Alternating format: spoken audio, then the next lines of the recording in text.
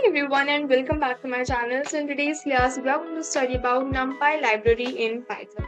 In the last video we had learned about what are arrays and how they can store multiple values in a single variable. Now what happens is arrays work well for small data sets. हमारे पास जो small data sets होते हैं उनके लिए जो हमारे पास arrays होते हैं वो काफी अच्छे से यहाँ पर काम करते हैं. स्मॉल डेटा सेट्स में मैं बोल रही हूँ जैसे हमारे पास 10 एलिमेंट्स हो गए, हमारे पास 20 हो गए, हमारे पास 100 एलिमेंट्स हैं, 500 है या फिर लेट्स से चलो 1000 एलिमेंट्स हो गए, तो वहां तक हमारे पास एरेज के अंदर एज सच कोई हमको प्रॉब्लम फेस नहीं करनी पड़ती. But imagine you are a data scientist, you have to work with millions of data, और you are a machine learning engineer, you have to work with processing images made up of pixels. तो क्या आप वहां पर भी list को use करेंगे? क्या वहां पर भी एरेज को यूज करेंगे? क्या हम यूज कर सकते हैं? क्या this is the biggest question. क्या हम यूज कर सकते हैं? यस, आप यूज कर सकते हो, but it is very time consuming. सबसे पहली बात तो बहुत ज्यादा टाइम लग जाता है. दूसरी बात की एफिशिएंट बिल्कुल भी नहीं होता है. हमारे पास एफिशिएंसी के टर्म्स में हम दो चीजों में बात करते हैं whenever we are talking about efficiency in computers. सबसे पहली चीज हमारे पास आती है स्पेस, एंड सेकेंड थिंग हमारे पास आती है यहाँ पर टाइम. अगर मेरे पास जो स्पेस है वो ऑप्टिमाइज्ड नहीं हो रहा है, मतलब मेरे पास काफी सारा स्पेस अगर ऐसा है, काफी स्टोरेज अगर ऐसा है जो कि यूं ही वेस्ट जा रहा है, तो वो वहां पर हम बोलते हैं कि वो एफिशिएंट नहीं है. अगर हमें बहुत सारा टाइम लग रहा है एक पर्टिकुलर ऑपरेशन को परफॉर्म करवाने के लिए, तो हम बोलेंगे कि वो भी एफिशिएंट नहीं है. तो अब इस केस के अंदर हम क्या कर सकते हैं? इस केस में हमारे पास आता है नंपाई. नंपाई बेसिकली इसका मतलब होता है हमारे पास न्यूमेरिकल पाइथन. क्या मतलब होता है? इसका मतलब होता है हमारे पास न्यूमेरिकल पाइथन. हम इसको शॉर्ट फॉर्म में यहाँ पर नंपाई लिख सकते हैं, एंड जब हम कोड करेंगे तो इसको हम एज एनपी भी यहाँ पर लिख सकते हैं. ठीक है, ये तीनों ही हमारे पास सही रहते हैं. नाउ नंपाई बेसिकली होता क्या है? नंपाई बेसिकली एक ऐसी लाइब्रेरी होती है which is basically used to support large multidimensional arrays, या फिर हम बात कर सकते हैं मैट्रिसेस की. मैट्रिसेस या फिर हमारे पास जो मल्टी डायमेंशनल एरेज रहते हैं उनमें. मल्टी डायमेंशनल एरेज मतलब लास्ट लेक्चर के अंदर हमने जो एरेज के बारे में बात करी थी, उसमें हमने कुछ इस तरीके के हमारे पास एरेज बनाए थे. ये तो हमारे पास हो गए 1D डायरेक्शनल एरेज, राइट. अगर मैं बनाऊं एक 2D डायरेक्शनल एरे, तो कुछ इस तरीके का मेरे पास आएगा. ठीक है, 3D डायरेक्शनल में मेरे पास कुछ 1 2 3 4 5 6 7 8 9. तो बेसिकली यहाँ पर क्या हो गया, एक मैट्रिक्स स्ट्रक्चर यहाँ पर मेरे पास फॉर्म हो रहा है. तो इन्हीं को ही हम बोल रहे हैं कि हम यहाँ पर मल्टी डायमेंशनल एरेज का जो डेटा होता है वो भी यहाँ पर हम यूज कर सकते हैं. नाउ इन सारी की सारी चीजों की वजह से ऑल्सो नंपाई हमको क्या प्रोवाइड करता है? नंपाई provides us with a huge collection of mathematical functions which can be used to operate on these matrices and multi-dimensional array. और इसकी वजह से हम बोल सकते हैं कि जो नंपाई है, हमारे पास एक टर्म आती है which is known as scientific computing. Scientific computing. Firstly, this NumPy library supports large and multi-dimensional arrays and matrices. Along with that, it also provides us with a huge collection of mathematical functions. And because of all these functions, हम बोल सकते हैं कि हमारी जो NumPy है, that forms the foundation for scientific computing. And now let's understand what exactly is scientific computing. Scientific computing का basically मतलब है that we are using computers to solve problems in science. Science में अगर कोई problem है, या फिर हम बोल सकते हैं इंजीनियरिंग में, या फिर maths. These three fields we are dealing largely with numbers only, right. अगर मैं आपको एक एग्जांपल दूं, सो जैसे हम फिजिक्स सिमुलेशन कर सकते हैं, में हम बात कर सकते हैं about the motion of planets. Planets किस तरीके से हमारे जो सन है उसके चारों तरफ यहाँ पर मोशन कर रहे हैं, रिवॉल्व कर रहे हैं. देन हम बात कर सकते हैं कुछ इंजीनियरिंग प्रॉब्लम्स की. इंजीनियरिंग में आप पढ़ते हो अबाउट स्ट्रेस किस तरीके से कैलकुलेट होता है, टेंशन किस तरीके से कैलकुलेट होता है, कोई पुली है, कुछ है, तो वो सारी चीजें भी हम यहाँ पर कंसिडर करते हैं. देन हमारे पास आते हैं स्टैटिस्टिक्स एंड प्रोबेबिलिटी. यहाँ पर भी हम बहुत सारे नंबर्स के साथ डील करते हैं. Then last but not the least हमारे पास आते हैं data science and artificial intelligence, जिसके अंदर भी हम काफी सारे ह्यूज अमाउंट ऑफ नंबर्स के साथ यहाँ पर डील कर रहे होते हैं. नाउ क्वेश्चन ये आता है कि अगर मुझे ऑलमोस्ट ये जो हमारी मेन कोर फील्ड्स हैं इन सभी के अंदर you have to deal with a massive amounts of numbers with a massive amount of data, तो क्या वहां पर अगर हम एरेज को यूज कर रहे हैं, अगर हम लिस्ट को यूज कर रहे हैं, तो क्या वो हमारे लिए फिजिबल है?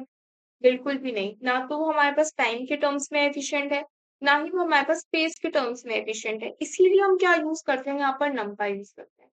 अब इतनी देर से हम बात कर रहे हैं कि एरेज एफिशिएंट नहीं होते हैं, लिस्ट एफिशिएंट नहीं होता है, numpy एफिशिएंट होता है, हमको काफी सारे तरीके प्रोवाइड करता है through which we can handle large amounts of data.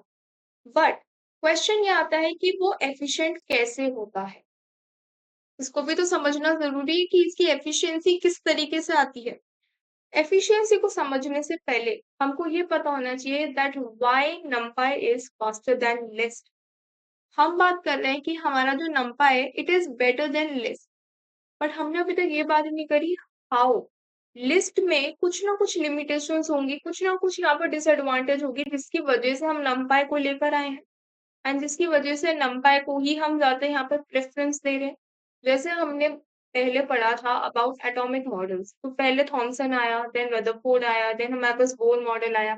तो ये एक के बाद एक मॉडल्स क्यों आए? देयर वाज सम और द अदर डिसएडवांटेज और सम और the other limitation in the first model, because of which second model came, जिसने पहले वाले की लिमिटेशंस को ओवरकम किया, कुछ आंसर्स दिए, राइट? वही सेम चीज यहाँ पर है।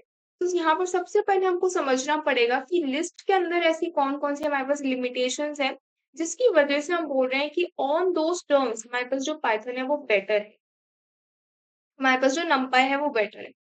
अगर मैं लिस्ट में फर्स्ट चीज की बात करूं, that is it can store mixed data type. हमने काफी बार लिस्ट बना रखी है, हमको पता है कि लिस्ट जो होती है उसके अंदर हम मल्टीपल डेटा टाइप्स को यहाँ पर स्टोर कर सकते हैं। अगर मुझे यहाँ पर एक लिस्ट और स्ट्रिंग, अगर मेरे पास कोई नंबर है फॉर एग्जाम्पल 20 लेट्स से, तो मैं 20 स्टोर कर सकती हूँ। मेरे पास कोई फ्लोटिंग वैल्यू है लेट्स से 90.2, मैं वो स्टोर करवा सकती हूँ। कोई कैरेक्टर है ए, मैं वो यहाँ पर स्टोर करवा सकती हूँ। तो मेरे पास एक मिक्स डेटा टाइप की यहाँ पर लिस्ट हो गई। अब सेकंड पॉइंट फर्स्ट पॉइंट से हमारे पास काफी ज्यादा कोरिलेटेड है। सेकंड पॉइंट हमारे पास ये आता है दैट लिस्ट में जितने भी हमारे पास एलिमेंट्स होते हैं, those elements are stored in different memory locations. क्या है? ये हमारे पास डिफरेंट मेमोरी लोकेशंस में जाकर स्टोर होते हैं। नाउ क्वेश्चन ये आता है कि डिफरेंट मेमोरी लोकेशंस में क्यों होते हैं? डिफरेंट मेमोरी लोकेशन को अगर टेक्निकल टर्म्स में बोलना हो तो हम इसको बोलेंगे नॉन कंटिन्यूअस।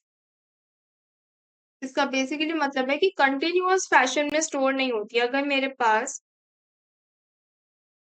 मैंने एक ये ब्लॉक बना रखा है, this is a memory block, ठीक है, उसके अंदर मेरे पास मल्टीपल यहाँ पर सेगमेंट्स बने हुए। अब यहाँ पर क्या है, 1 2 3 4 5, एंड मेरे जो ये लिस्ट का साइज है वो यहाँ पर 4 है लेट्स से, तो यहाँ पर एक 5 हम बना देते, ठीक है। अब यहाँ पर जो मेरे पास ये मेमोरी लोकेशन बनेगी, यहाँ पर मेरे पास स्ट्रिंग का अलग साइज है, इंटीजर का अलग साइज है, फ्लोटिंग वैल्यूज का अलग साइज है, करेक्टर्स का यहाँ पर अलग साइज है। तो अगर मेरे सारे एलिमेंट्स का यहाँ पर साइज डिफरेंट है, कोई 4 बाइट का है, कोई 2 बाइट का है, कोई 1 बाइट का है, तो मैं सबको एक साथ एक ही जगह पे किस तरीके से स्टोर कर सकती हूँ? ऐसे तो पहले 4 बाइट वापस से मेरे पास 4 बाइट आ गया, देन मेरे पास 1 बाइट आ गया ऑफ कैरेक्टर, तो इस तरीके से स्टोर यहाँ पर नहीं कर सकते।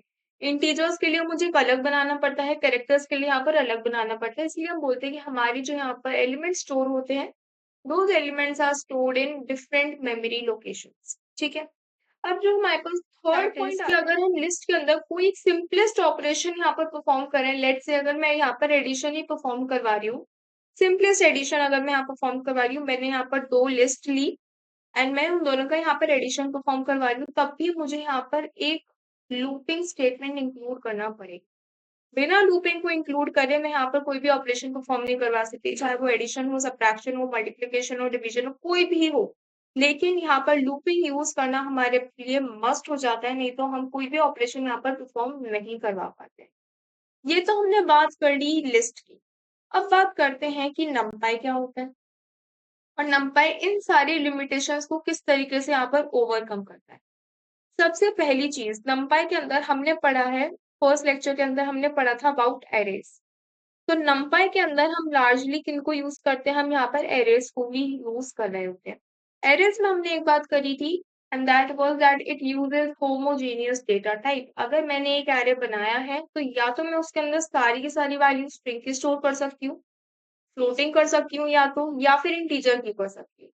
पर मैं ऐसा नहीं कर सकती कि मैं तीनों को मिला के एक एरे बना दूं, वो मेरे लिए यहाँ पर पॉसिबल ही नहीं है। और अगर ऐसा हो पा रहा है तो फिर वो एक एरे नहीं है, वो एक मेरे पास लिस्ट कन्वर्ट हो चुकी है। क्योंकि हमारे पास एरे एंड लिस्ट का यहाँ पर जो सिंटैक्स रहता है वो यहाँ पर सेम ही रहता है। हम दोनों में ही स्क्वायर ब्रैकेट्स को यूज करते हैं, लेकिन डिफरेंस यहाँ पर आता है कि लिस्ट के अंदर हम मिक्स डेटा टाइप को यूज करते हैं एंड एरेज के अंदर हम यहाँ पर होमोजीनियस डेटा टाइप को यूज करते हैं। होमोजीनियस मतलब सेम डेटा टाइप। इंटीजर है तो सारे के सारे एलिमेंट्स इंटीजर के होंगे, फ्लोटिंग है तो सारे की सारी जो वैल्यूज होंगी वो मेरे पास फ्लोटिंग की आएंगी। यहाँ पर सेकेंड पॉइंट, जैसे हमने इसमें बात करी थी कि डिफरेंट मेमोरी लोकेशंस में स्टोर होता है, क्यों? Because of the different data type sizes. मेरे पास इंटीजर यहाँ पे 4 बाइट्स का है, कैरेक्टर यहाँ पे मेरे पास 1 बाइट का है, साइज का डिफरेंस आ रहा है यहाँ पे। लेकिन नंपाई के अंदर तो मेरे पास सेम डेटा टाइप है, तो यहाँ पर क्या होता है, यहाँ पर कंटिन्यूअस मेमोरी लोकेशन होता है, एलोकेशन, कंटिन्यूअस मेमोरी एलोकेशन। अगर मेरे पास एक ये ब्लॉक बना हुआ है तो इसके अंदर मेरे पास लेट से 5 यहाँ पे मैंने बना रखे हैं एंड मेरा जो यहाँ पर एक एरे बना रखा है दैट इज 1 2 3 4 5।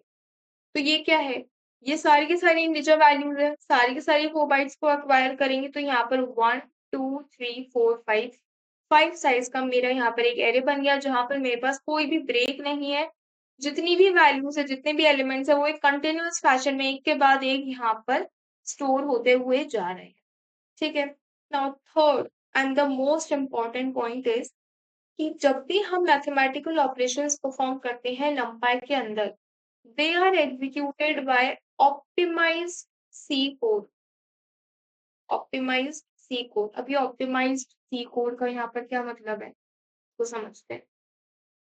देखो, जो मेरे पास numpy होती है ना, वो सिर्फ पाइथन में यहाँ पर नहीं लिखी हुई होती है। numpy मेरे पास सी में भी लिखी हुई है, numpy मेरे पास फोरट्रान में भी लिखी हुई है। It is not just Python. Now third point हमारे पास आता है optimised C code. Optimised C code का मतलब यहाँ पर ये होता है कि यहाँ पर हम किसी भी तरीके के कोई भी लूप्स यहाँ पर यूज नहीं करते हैं। नंबर हमारे पास सी एंड फोर्ट्रन में लिखी हुई होती है। It is not just about Python. Python में भी होती है, लेकिन सी एंड फोर्ट्रन में इसका मेजरली यहाँ पर रोल रहता है। नाउ लेट्स से कि मेरे पास 2 एरेज है, A1 है और A2 है। अभी हम इसको कोड में भी करके देखेंगे, डोंट वरी अबाउट दैट। मेरे पास यहाँ पर 2 एरेज है एंड मैं दोनों का यहाँ पर एडिशन परफॉर्म करवाना चाहती हूँ। A1 प्लस A2 अगर मैं ऐसा करती हूँ तो क्या होता है, numpy calls optimized C function to perform the addition। अब ये C function क्या है, यहाँ पर C function को समझेंगे। यहाँ पर C function बेसिकली क्या करता है, it works directly on continuous memory blocks. मैंने अभी अभी आपको बताया, ये मेरे पास क्या है, कंटिन्यूअस मेमोरी ब्लॉक्स है, कंटिन्यूअस मेमोरी यहाँ पर ब्लॉक्स है मेरे पास। तो एरे के अंदर जितने भी मेरे पास एलिमेंट्स है, वो एक एक कर कर मेरे पास हर एक ब्लॉक के अंदर यहाँ पर आकर स्टोर होते जाएंगे। कंटिन्यूअस फैशन में यहाँ पर स्टोरेज रहता है। जिस तरीके से अगर मैं आपको थोड़ा सा रिकैप दूं अबाउट एरेज, तो एरेज के अंदर बेसिकली क्या होता है, पाइथन के अंदर एरेज और सी के अंदर एरेज बोथ आर सेम। ज्यादा कंफ्यूज होने की जरूरत नहीं है। सी के अंदर अगर मैं एरेज की बात करूं तो सबसे पहली बात तो सेम डेटा टाइप होना चाहिए एरेज के अंदर। सेकेंडली कंटिन्यूअस मेमोरी लोकेशन होता है, मतलब अगर ये मेरे पास एक ब्लॉक बना हुआ है तो अगर मेरे पास फर्स्ट एलिमेंट, ये कोई एरे है 1 2 3 4, तो ये फर्स्ट एलिमेंट मेरे पास फर्स्ट लोकेशन पर ही आएगा, second element second location, third element third location, fourth element fourth location पर आएगा। मतलब यहाँ पर कंटिन्यूअसली यहाँ पर जो है मेरे पास एलिमेंट्स मेमोरी के अंदर यहाँ पर एलोकेट होते जाएंगे। ठीक है। सेकेंड पॉइंट मेरे पास यहाँ पर ये आता है कि जो हमारे पास ये सी फंक्शन है, इट परफॉर्म्स वेक्टराइज्ड ऑपरेशंस। क्या परफॉर्म करता है, इट परफॉर्म्स वेक्टराइज्ड ऑपरेशंस। वेक्टराइज्ड ऑपरेशंस का बेसिकली मतलब ये होता है कि जितना भी मेरे पास जितना भी डेटा हो, वो एक ही बारी में यहाँ पर मेमोरी में एलोकेट कर देता है।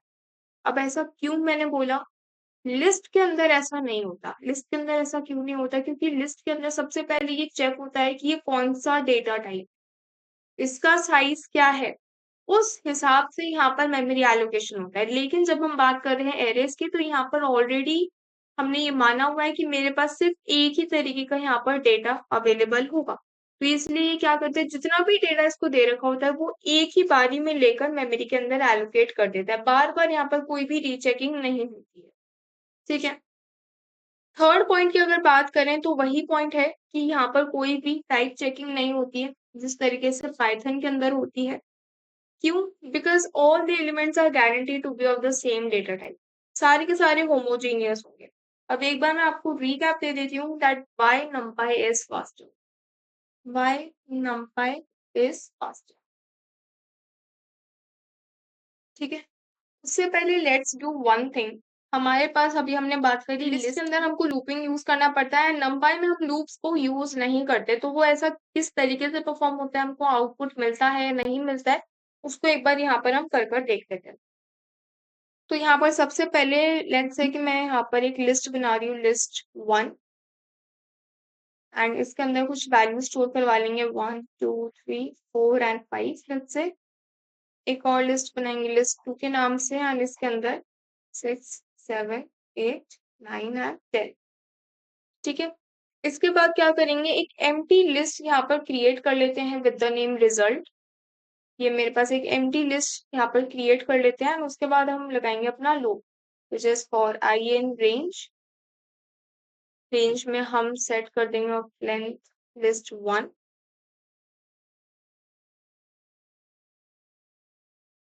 ठीक है, अब यहाँ पर हम अपने लिस्ट को ऑपरेशंस में यूज करेंगे, विच इज लिस्ट के ऑपरेशंस को यूज करेंगे which is result dot append, and यहाँ पर सिंपली एडिशन परफॉर्म करवाएंगे list 1 square brackets I plus list 2 square brackets and I. ठीक है, इसको यहाँ पर लूप से एग्जिट करेंगे एंड लास्ट के अंदर जाकर प्रिंट करवा लेंगे अपने रिजल्ट की वैल्यू।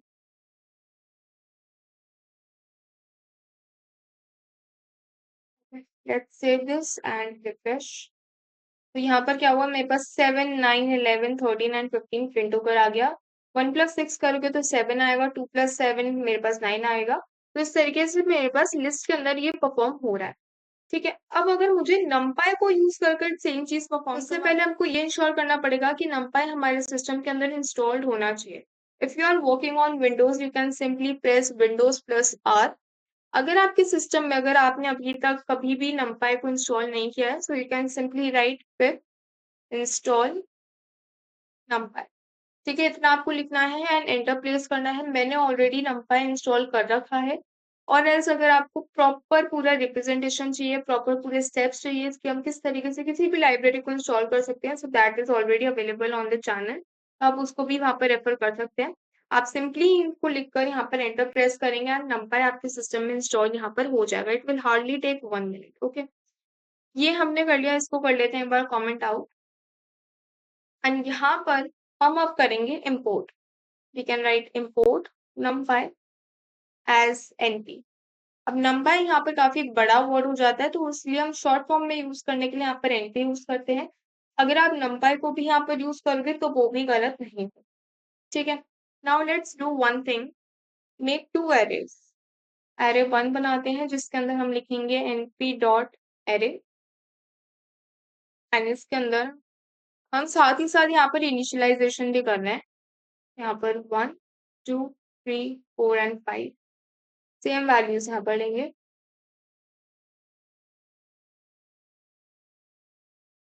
इसको लिख लेते हैं A2, वैल्यूज को चेंज कर देते हैं यहाँ पर 6 7 8 9 एंड 10।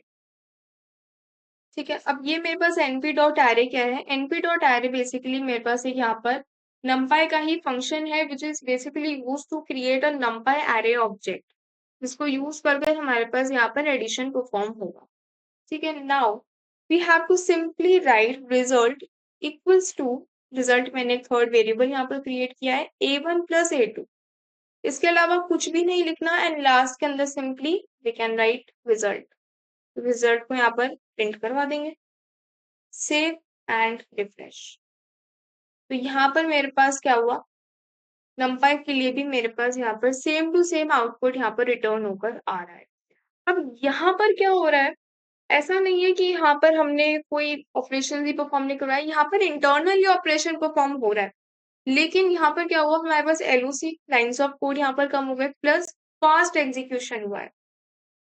अब फास्ट एग्जीक्यूशन कैसे हुआ है, स्लो एग्जीक्यूशन कैसे हुआ है, वो हमको सिर्फ 5 to 10 एलिमेंट्स में समझ में नहीं आएगा। उसको समझने के लिए हमको यहाँ पर टाइम को एनालाइज करना पड़ेगा कि किस तरीके से यहाँ पर ये चीजें परफॉर्म हो रही है। उसको समझने के लिए we can do one thing. हम यहाँ पर एक कोड लिख सकते हैं बाय इंपोर्टिंग टाइम। हमारे पास एक मॉड्यूल होता है जिसको यहाँ पर हम इंपोर्ट कर सकते हैं। It is a built in module जिसको हमको इंस्टॉल नहीं करना पड़ता है। ठीक है, तो सबसे पहले हम लिस्ट को कंपेयर कर लेंगे। ओके, तो सबसे पहले एक लिस्ट बनाते हैं, L1 के नेम से लिस्ट बना लेते हैं। लिस्ट, अब यहाँ पर हम देने वाले हैं अपनी एक रेंज कि मुझे कहाँ तक के नंबर्स, कहाँ तक के एलिमेंट्स मुझे यहाँ पर लेने हैं। अब यहाँ पर मैं काफी बड़ी रेंज लेने वाली हूँ। लेट्स से कि यहाँ पर जो रेंज हम ले रहे हैं that is 10K, 10,000। Let's say 10 lakhs ले लेते हैं। Okay, how many zeros,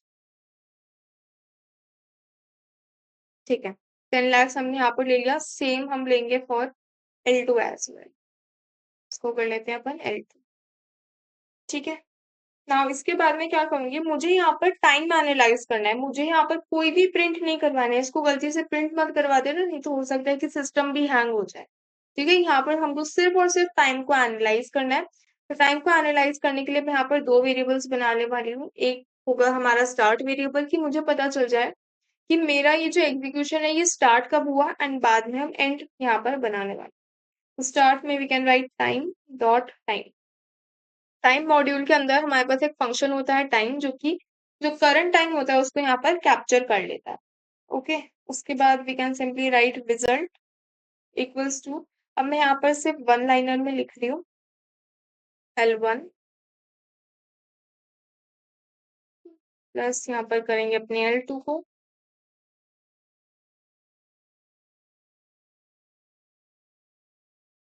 then we'll write for I in range, यहाँ पर अपनी रेंज में लेंथ ऑफ L1 सेट कर देंगे। ठीक है, एंड लास्ट लाइन में अपन यहाँ पर लिखेंगे एंड नाम का एक वेरिएबल बनाएंगे, टाइम डॉट टाइम। एक फंक्शन यहाँ पर क्रिएट करेंगे, लास्ट के अंदर हम प्रिंट करवाएंगे अपने टाइम को। अब यहाँ पर स्टार्ट में से, अब यहाँ पर अगर एंड में से मैं स्टार्ट को माइनस कर दूंगी तो मेरे पास वो ड्यूरेशन आ जाएगा जितने ड्यूरेशन में ये पर्टिकुलर ऑपरेशन ने लिया है काम करने की। राइट, तो यहाँ पर हम एक सकते हैं लिस्ट टाइम, एंड यहाँ पर simply and minus start. Okay, now same चीज हमको करनी है फॉर numpy एज वेल। तो numpy के लिए करने के लिए सबसे पहले तो ये देख लेना कि numpy आपने इंपोर्ट करा था अपने सिस्टम के अंदर। सेकेंडली यहाँ पर एक एरे बनाएंगे AR1 के नेम से ले लेते हैं, equals to np dot arange. अब यहाँ पर ये जो अरेंज है बेसिकली हमारे पास ये रेंज फंक्शन की तरह ही होता है which is use to generate a sequence of numbers. यहाँ पर सेम नंबर्स को ही लेने वाले हैं। Let's copy this only.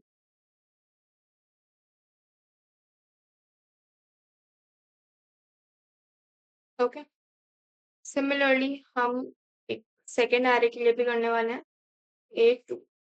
Okay, अब यहाँ पर भी सेम चीजें करेंगे, स्टार्ट टाइम एंड उसके बाद अपना result, result is equals to AR1 plus AR2 then this one. ठीक है, इसको सेव करते हैं एंड रिफ्रेश करते हैं। ओके, तो यहाँ पर जो मेरे पास लिस्ट टाइम आया है, तो इसको चेंज कर लेते हैं। लिस्ट टाइम देखिए 0.282, लेकिन अगर मैं यहाँ पर numpy का टाइम देखूं दैट इज 0.006। आप यहाँ पर देख लो कि कितना ज्यादा यहाँ पर डिफरेंस आ रहा है। और ये तो अभी हमने जो डेटा लिया दैट इज ओनली 10 lakhs। इससे भी बहुत ज्यादा डेटा कंपनीज के अंदर यूज होता है फॉर डेटा एनालिसिस, तो वहां पर इससे भी ज्यादा डेटा होता है। अब आप यहाँ पर देखो 0.006 सेकेंड्स लिए इसने इतने सारे डेटा को एनालाइज करने में numpy लाइब्रेरी ने। लेकिन अब वहीं पर अभी हमने बात करी लिस्ट की, तो लिस्ट ने 0.828 समथिंग सेकेंड्स यहाँ पर लिए हैं। तो अगर यहाँ पर हम देखें तो यहाँ पर जो लिस्ट का टाइम है वो यहाँ पर ज़्यादा है as compared to the numpy time, इसीलिए हम numpy को ही यहाँ पर ज़्यादा प्रेफ़रेंस देते हैं। numpy को ही हम यहाँ पर यूज़ कर रहे हमने अपने कोड के अंदर भी देख ली, ठीक है? अब बात करते हैं कि मैं आपको एक नटशेल में बता रही हूँ कि numpy फास्टर क्यों है। सबसे पहली चीज़ तो पाइथन स्लो क्यों होता है? पाइथन की जो एनर्जी है वो बेसिकली यहाँ पर चली जाती है कि उसको ये चेक करना पड़ता है कि कौन सा एलिमेंट कौन से टाइप का है। ठीक है, कौन से टाइप का एलिमेंट है एंड मुझे उसको किस तरीके से यहाँ पर ऐड करना है। अब अगर हो सकता है कि मैंने कोई ऐसा कोड लिखा जिसमें मैं स्ट्रिंग को इंटीजर से यहाँ पर एडिशन परफॉर्म करवा रही हूँ, विच इज नॉट पॉसिबल, तो वो चीज नहीं होगी, राइट? तो वहां पर ये वाला जो स्टेप रहता है कि पहले टाइप चेक करो, किस तरीके से ऐड करना है ये फिगर आउट करो, तो ये सारी की सारी चीजें numpy स्किप कर देते, जिसकी वजह से numpy फास्टर है। सेकंड पॉइंट हमारे पास आता है कि हम यहाँ पर वेक्टराइज्ड एग्जीक्यूशन यूज करते हैं, मतलब instead of looping through numbers one by one, the CPU add many numbers simultaneously, एक साथ ही वो सारे के सारे नंबर्स को यहाँ पर ऐड कर देता है। थर्ड चीज which is very important that is कि जो हमारे पास सी लैंग्वेज होती है that is the low level language. Low level language की हम यहाँ पर स्पीड को यूज कर रहे होते हैं बेसिकली। अगर मैं बात करूँ सी लैंग्वेज की, तो सी को हम कंपाइल करते हैं into machine code. Python is a interpreter language, right? लेकिन सी मेरे पास एक कंपाइलर लैंग्वेज होती है विच runs directly on your CPU. ये डायरेक्टली यहाँ पर सीपीयू पे रन होती है, लेकिन हमारे पास पाइथन क्या होती है, एक इंटरप्रेटेड लैंग्वेज होती है जो कि डायरेक्टली यहाँ पर रन नहीं होती। So yeah, that's all for today. Subscribe the channel if you are new to the channel and don't forget to hit the bell icon. If you are having any doubt in today's lecture or any of the previous lectures, do let me know in the comment section and I'll take up your doubts. Thank you so much and I'll meet you in the next video.